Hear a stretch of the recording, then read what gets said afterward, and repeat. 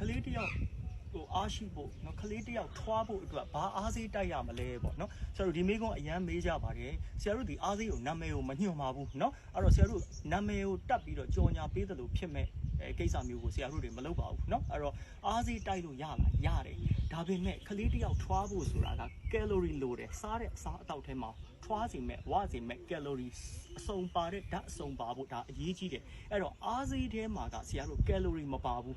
vitamins တွေပါတယ်တထုဓာတ်တွေပါတယ်တခြားအစာစားစေတဲ့ဓာတ်တွေကိုကန်းကောင်းစေတဲ့ဓာတ်တွေဒီလိုဓာတ်တွေတော့ပါတယ်ဒါတွေကကလေးကိုကူညီပြီးတော့ပံ့ပိုးပြီးတော့ကြီးထွားအောင်ပံ့ပိုးပေးမဲ့ဓာတ်တွေတကယ်တမ်းကြီးထွားခြင်းကယ်လိုရီပါတော့